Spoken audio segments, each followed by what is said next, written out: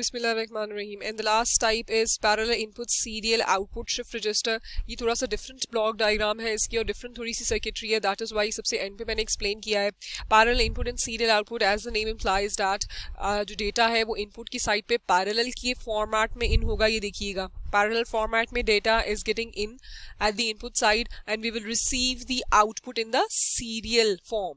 सिर्फ Q3 से data हमें आउट रिसीव हो सकता है. इसका मतलब है यहाँ शिफ्टिंग भी होनी चाहिए एंड यहाँ लोडिंग भी होनी चाहिए. Figure number 1 is the general block diagram of the parallel input serial output register. ये देखिएगा इधर एक इनपुट इंट्रोड्यूस्ड हुई है that is known as a shift और लोड का बार. शिफ्ट और लोड का बार क्यों है? क्योंकि whatever we give at the shift that is considered as a complemented in the load form. That is why load को complemented form में shown किया गया है और शिफ्ट को नॉर्मल फॉर्म में शोन किया गया है. There is a not gate present over here. अभी हम प्रोसेस देखते हैं. The main point in figure number 1 to be noticed is there are and और गेट्स इन्वॉल्व्ड. एंड गेट्स को मैंने नंबरिंग दे दी है G4, G1, G5, G2, G6 and G3. And इधर और गेट्स जो 3 लगे हुए हैं इन सब कॉम्बिनेशनल सर्किट्स की प्रोसेसिंग है. These combinational circuits are over here to give an effect of and to support the process of shifting as well as loading. उसकी रीजन ये है कि parallel input in serial output हो रही है. Parallel input means data load होगा parallelly, ठीक है, इन फ्लिप फ्लॉप्स में. अब जब लोड हो जाएगा तो we require shifting as well. Shifting क्यों जरूरी है? क्योंकि मैंने आपको बताया कि Q3 is the serial output. ये अल्टीमेट आउटपुट है जहां से यूजर को आउटपुट बिट्स रिसीव होती है turn by turn. It means turn by turn का मतलब है डेटा अगर इन सर्किट्स में से इन फ्लिप फ्लॉप्स में के बीच में शिफ्ट नहीं होगा तब तक हमें फॉर एग्जाम्पल 4 बिट का डेटा है तो 4 बिट यहाँ रिसीव नहीं होंगी turn by turn. So there is shifting involve over here when there is a serial output, क्योंकि serial output means the data will be pushed from one flip flop towards the other and then turn by turn we will receive the output from the last flip flop. D0, D1, D2 and D3 represents the data inputs. parallel form में attach है, ये देखिएगा, ठीक है, ये parallel form में attach है. ये parallel inputs आ गई आपकी. there is one input involved to perform both operations, shifting and loading. क्यों? parallel data load होगा and then shifting produce होगी to gain the serial output. अच्छा, अब इसमें मैंने एक जनरल फॉर्मेट के थ्रू आपको ये डायग्राम समझाने की कोशिश की है. इसका मतलब है कि इसमें अगर आप कोई भी बिट्स डाल दें, बिट्स मतलब कोई भी data, D0, D1, D2 and D3 represents the data bits. ये 4 बिट के अकॉर्डिंगली ये आपको फ्लिप फ्लॉप मैंने समझा रहे हैं, सॉरी रजिस्टर का प्रोसेस समझा रही हूँ. इन 4 बिट्स के अलावा जिस तरह हमने पढ़ लिया हुआ कि to control the n number of bits data we have to use n number of flip-flops. So we are going to solve this example by considering that we have 4 number of bits. They are D0, D1, D2 and D3 in our data. First of all, we will place our load is equal to 0. Load is equal to 0, ये वाली input की बात हो रही है, ठीक है. Load यहाँ mention हुआ है. When we will place load equals to 0, it will pass through this inverter and it will become 1. अब एक चीज गौर कर लीजिएगा, ये मैंने डॉटेड बुलेट्स जो बनाए हुए हैं ना, it means that is a node. Node means कि ये इधर भी कनेक्टेड है और ये इधर भी कनेक्टेड है, ठीक हो गया. और जहां ये बुलेट्स शोन नहीं हुए, फॉर एग्जांपल यहाँ ये देखिएगा इस पॉइंट्स पे, तो ये वायर आपस में क्रिस क्रॉस होते हुए जा रही है. मतलब these points are not attached with each other, ठीक हो गया. जो बुलेट पॉइंट्स मैंने शो किए हैं ना, ओनली दैट इज अटैच कि ये नोड यहाँ भी कनेक्टेड है, यहाँ भी कनेक्टेड है, यहाँ भी कनेक्टेड है, यही पॉइंट, ठीक हो गया. Okay, let's start. इन्वर्टर से गुजरा 1 हो गया, लोड इक्वल्स टू 0. अब देखिएगा इसने किस किस AND गेट को 1 किया. It will make this G1 क्योंकि इसकी एक इनपुट 1 हो गई. आगे से ये अटैच है G2 के साथ. G2 AND गेट की वन ऑफ द इनपुट्स 1 होगी एंड G3 AND गेट की वन ऑफ द इनपुट्स 1 होगी. अब ये 0 इधर देखिएगा इस वायर में जाते जाते इस जगह पे अटैच है. इसने G4 AND गेट की वन ऑफ द इनपुट्स को 0 कर दिया. G5 AND गेट की वन ऑफ द इनपुट को 0 कर दिया and similarly G6 AND gate की वन ऑफ द इनपुट को 0 कर दिया. As we know through a AND gate process कि AND गेट की any one of the input is 0 तो AND gate will create the output 0. तो it means हमारे deactivated या डिसेबल्ड AND गेट कौन कौन से हो गए? G4 की आउटपुट हर हाल में 0 होगी. Whatever comes over here we will not bother for that because one of the inputs of this G4 gate is equals to 0. तो 0 multiply by this bit whatever comes over here is equals to 0. तो G4 disable हो गया. G5 की भी output 0 हो गई and G6 की भी इस इनपुट की वजह से आउटपुट 0 हो गई. Now the active AND gates left are G1, G2 and G3. Why? We have 1 at one of these inputs, ठीक हो गया.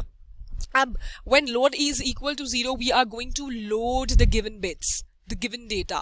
Load through D0, D1, D2 and D3. अच्छा, these are your 4 bits of your data. General form में मैं आपको समझा रही हूँ, इसलिए मैंने यही variables यहाँ use कर दिए हैं. मतलब इस D0 पे अगर suppose आपने 1 दिया हुआ है, इस D1 पे आपने 0 दिया है, 1 0. For example, our data is 1 0 1 0. तो 1 0 1 0 represents D0, D1, D2 and D3.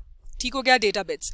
अच्छा, अब हमारे पास लोड इज इक्वल टू 0 का मतलब है we are going to load our data in our this register.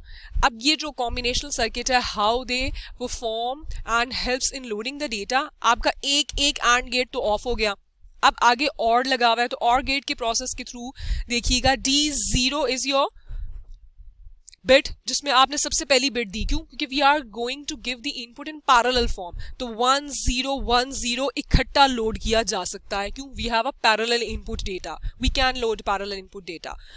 इस नेम की वजह से ये रजिस्टर ही है parallel input. That is why D0 पे जो भी बिट आपने दी वो D0 यहाँ लोड होगी इस D फ्लिप फ्लॉप के अंदर. अब जब इस D फ्लिप फ्लॉप के अंदर वो लोड होगी तो वी नो कि ये इसकी आउटपुट बेशक इस एंड गेट से कनेक्टेड है, but this gate is disabled. ठीक है? क्यों? इसकी आउटपुट 0 है. ये Q0 पे कुछ भी आ जाए, G4 तो ऑफ रहेगा हमेशा. ठीक हो गया? तो इसका मतलब है इसकी आउटपुट इस पे शिफ्ट अभी नहीं हो रही. That is the point. We are just loading the data right now. ठीक हो गया? Q0 multiply by 0 will give you obviously 0. आगे आपके पास G1 गेट एक्टिव है, तो G1 पे आपके पास क्या है? इस इनपुट पे आपके पास 1 है. D1 is one of the bits of your data to be loaded. D1 1 multiply by D1 and operation क्या देगा? D1 की ही बिट देगा. Obviously, whatever comes at D will get multiplied with the 1, तो will give you D1. D1 plus 0 because this is the OR gate, तो D1 plus 0 will give you D1. ठीक हो गया? तो ये गौर कीजिएगा, जो D1 आप डेटा लोड कर रहे हैं वही यहाँ अपीयर हो रहा है. D1 is appearing over here. Flip flop number 1 है और उस पर D1 ही लोड हो रहा है. D0 था, फ्लिप फ्लॉप नंबर 0 था, उस पर D0 ही लोड हो रहा है. तो नाउ वी कैन सी कि load equals to 0 means we are going to load the data. Similarly G5 gate and हमारा डीएक्टिवेटेड है. क्यों? क्योंकि इसकी आउटपुट पे अगर Q1 कनेक्टेड भी है तो 0 multiply by Q1 will give you 0. G2 is your active gate because one of the input is 1. 1 multiply by D2 will give you D2. अब आगे और गेट लगा हुआ है तो D2 plus 0 is equal to D2. अब ये flip flop number 2 है तो देखिएगा इसमें D2 वाली बिट ही लोड हो रही है. Similarly the last D3 dot D1, D3 आ गया, D3 और ये AND gate is disable, तो D3 plus 0 will give you D3 and this is flip flop number 3 which is loading the D3 bit of the data. Now we can see D0, D1, D2, D3, D0, D1, D2, D3. जो parallel data आप दे रहे हैं वही exactly उसी spot पे load हो रहा है आपके फ्लिप फ्लॉप्स में. ठीक है? We can see over here in data bits में आप कुछ भी फॉर्मेट दे दें, 1010 दे दें, 0110 दे दें, whatever you are giving. कि मैंने गेट्स एक्टिव होना और जो उनसे गेट ऑफ है वो स्पेसिफिकली एंड सेपरेटली लिख दिए हैं. When load is equal to 0 and this is for the loading data. Now we are left with the shifting data. Why? Because parallel input तो हमने कर दी. Parallel input means we have given the bits in the parallel form and we have loaded them in the flip flops. But what we are going to do, we have to receive these all 4 bits in the serial format because we have a serial output. Now what we're gonna do is we will make the shift is equal to 1. We want to have a serial movement of the data. अब आपका shift जो है वो 1 हो गया है. ठीक हो गया? Shift is 1, इन्वर्टर से गुजरा, it will make it 0. 0 कौन कौन से पॉइंट्स पे आ गया? यहाँ 0 आ गया, यहाँ 0 आ गया, यहाँ 0 आ गया. एंड और कीजिएगा कौन कौन से गेट्स अब डिसेबल हो गए? G1, G2, G3 ऑफ हो गए. क्यों? Because if any one of the inputs of the AND gate is 0, then it will create the output equals to 0. तो G1, G2 and G3 becomes deactivated. अब आपके पास active AND gates कौन से हो गए? ये देखिएगा shift load में 1 यहाँ straight away जा रहा है तो it will activate your G4, G5 and G6. क्यों? क्योंकि अगर एक भी input 1 है तो it means this AND gate can give output. ठीक हो गया? पॉसिबिलिटी हो गई. अब what we are gonna do is हमने जो डेटा लोड कर लिया हुआ है उसको ऑब्जर्व कीजिएगा. यहाँ जो भी हमने D0 दिया ऑब्वियसली वो Q0 पे अपीयर होगा through the simple D flip flop process. क्योंकि D पे जो भी आता है D फ्लिप फ्लॉप पे अपीयर होता है इनपुट पे, वो उसकी आउटपुट पे अगले जो भी क्लॉक एज आता है उस पर अपीयर हो जाता है. तो जब क्लॉक एज आएगा तो Q0 अपडेट होगा. Q0 कौन सा डेटा लेगा? जो इसके D0 पे मौजूद है. यहाँ D0 है. अब ये Q0 किसके साथ कनेक्टेड है? G4 गेट के एंड गेट के साथ कनेक्टेड है. तो 1 मल्टीप्लाई बाय Q0 इधर Q0 आ गया, Q0 प्लस 0. क्यों प्लस क्यों कर रही हूँ? क्योंकि there is an OR gate involved over here. Q0 plus 0, this OR gate will give you Q0. अब जरा गौर कीजिएगा, this was your flip-flop number 0, which has created the output Q0. It has been shifted towards flip-flop number 1. And we have seen in very much detail कि shifting का process कैसे होता है. एक flip flop अपनी output दूसरे flip flop पे transfer करता है, and then दूसरा तीसरे में, and then तीसरा output फ्लिप फ्लॉप अपनी चौथे पे ट्रांसफॉर्म करता है. ये भी हमने जब previous types of registers and उनकी शिफ्टिंग देखी तो हमने बड़े डिटेल में उनकी टाइमिंग डायग्राम के साथ भी ये प्रोसेस समझा है. ठीक हो गया. सो वी कैन सी कि एट फ्लिप फ्लॉप नंबर 1 इसकी इनपुट पे कौन सी डेटा इनपुट या कौन सा डेटा रिसीव हो रहा है, D0 जो कि Q0 को उसने अपडेट किया, एंड Q0 ये देखिएगा कि शिफ्टिंग हो गई इधर. अब फ्लिप फ्लॉप नंबर 1 पे we are receiving Q0. Similarly flip flop number 1 का Q1 जो भी यहाँ D1 मौजूद था, next edge of the clock आया. जब next edge of the clock आएगा, पैरेलल इन डेटा है तो सब ने क्लॉक पल्सेस में अपनी आउटपुट को अपडेट करना था. इधर जो भी D1 मौजूद था, जो लोड हुआ हुआ था, यहाँ D1 जो लोड हुआ हुआ था, उसने ऑब्वियसली Q1 को अपडेट करना है. Q1 को बिट ट्रांसफर कर दी, सेम आउटपुट पे क्रिएट कर दी, and this Q1 is connected over here. Your G5 is the active and gate. 1 multiply by Q1 will give you obviously Q1 plus 0 plus Q. There is an OR gate involved, Q1. Now Q1 is appearing at the flip flop number 2. Can you see कि ये Q1 इस previous flip flop की output है जो कि उसकी bit है जो इसमें ट्रांसफॉर्म हो गई.